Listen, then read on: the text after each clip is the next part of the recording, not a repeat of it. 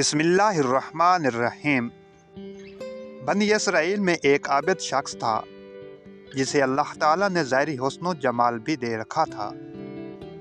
अपने हाथ से ज़मील बनाता और फ़रोख्त करके बस और औकात पूरी करता था।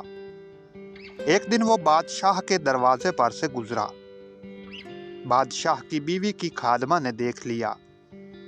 जाकर मलका से कहने लगी कि यहाँ एक ऐसा हसीन शख्स है जो कभी देखने में नहीं आया। मलका ने हुक्म दिया, उसे मेरे पास ले आओ। उसे लाया गया तो देखते ही फिदा हो गई। कहने लगी, ज़मीलें फेंक दे और ये चादर संभाल। बांदी से कहा, तेल और खुशबू वगैरह लाओ और हम इससे अपनी हाजत बराबरी करेंगे। और आबिद से कहने लगी कि अब तुझे ज़मीलें बेचने की कोई ज़रूरत नहीं रहेगी। आबिद बार बार इनकार करता रहा। तो मलका बोली कि अगर तू ये काम नहीं करेगा तो यहाँ से जा नहीं पाएगा, और दरवाज़ा बंद करने का हुक्म दिया। आबिद ने जब ये सूरत हाल देखी तो बोला कि महल के ऊपर कोई ज़रूरत की जगह है। कहने लगे, हाँ। बांदी को हुक्म दिया कि उसके लिए पानी वगैरह ऊपर ले जाओ। ये ऊपर छत के एक कोने में गया। देखा कि महल तो बहुत ऊंचा है, कोई ऐसी चीज नहीं जिससे लटक कर उतर जाए। आखिर अपने नफ्स को खिताबो अताब करने लगा कि तू 70 बरस से अपने रब्बे करीम की रजा का तलबगार हुआ है। रात दिन इसी हर्ष में गुजरते हैं। तुझ पर एक ऐसी शाम आई है जो तमाम मेहनत को ज़ाया कर देगी। अल्लाह तुझसे बड़ा कोई खाइन न होगा। अगर ये शाम तेरे अमल को फासिद कर देगी तो अल्लाह को क्या मुँह दिखाएगा। गर्ज इसी तरह अपने आप को खिताबो अताब करता रहा। हजूर अकरम सल्लल्लाहु अलैहि वसल्लम फरमाते हैं कि उसके बाद जब उसने बुलंदी से कूद जाने का तहैया कर लिया तो अल्लाह ताला ने हज़रत जिब्राईल अलैहिस्सलाम को नदा दी। उन्होंने लब्बैक कहकर जवाब दिया। इरशाद हुआ, मेरा बंदा मेरी मासूमियत और नाराज़गी से बचने के लिए जान की बाजी लगा रहा है। या अपने परों से उसको थाम ले और उसे ज़रा भी तकलीफ ना होने पाए। चुनांचे हज़रत जिब्राईल अलैहिस्सलाम ने अपना एक पर फैलाया, उसे यूं पकड़ कर नीचे उतारा। फरमाया, आबिद यहाँ से सीधा अपने घर गया। ज़मीलें वगैरह वहीं रह गई थी। बीवी कहने लगी, ज़मीलों की कीमत कहाँ है? कहने लगा, आज तो उनका कुछ नहीं मिला।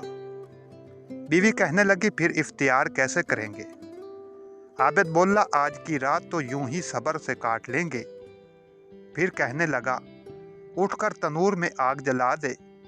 हमसाए हमारे तनूर में आग नहीं देखेंगे तो नामालूम क्या कुछ ख्यालात दौड़ाएंगे।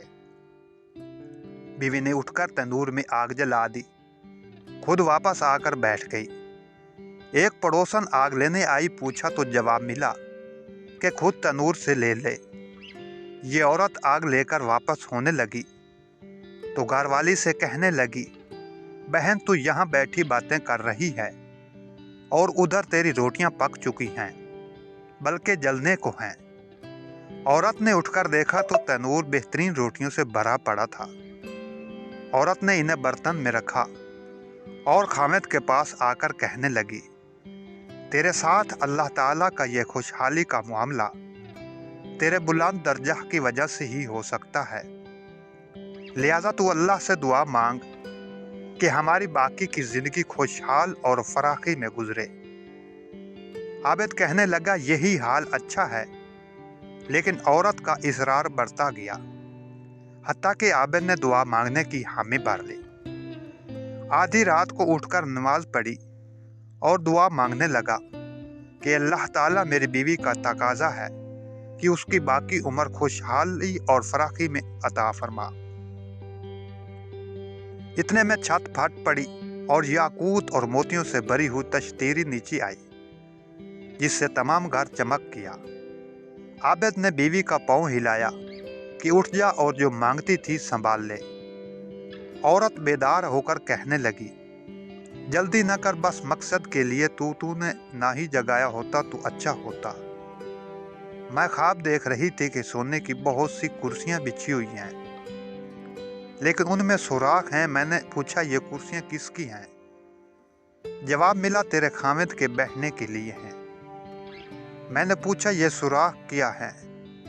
जवाब मिला, ये वही नुक्स और कमी है जो दुनिया की जल्दबाजी की वजह से वाक़या हुई। तो मैंने कहा कि मैंने ऐसी चीज़ की ख्वाहिश नहीं रखती जिससे तेरी नशस्तगाह में नुक्स पैदा हो, लिहाजा अपने रब से उसकी वापसी की दुआ करो। अब ने दुआ की तो तशतीरी वापस हो गई। अल्लाह पाक से दुआ है हमें नेक साले अमल करने की तौफीक अता फरमाए। अगर वीडियो अच्छी लगी है तो मेरे चैनल को सब्सक्राइब ज़रूर कर दें, बेल आइकॉन के बटन को दबा दें ताकि हर नई आने वाली वीडियो को नोटिफिकेशन आपको मिल सके। नई वीडियो आने तक अल्लाह हाफ़िज़।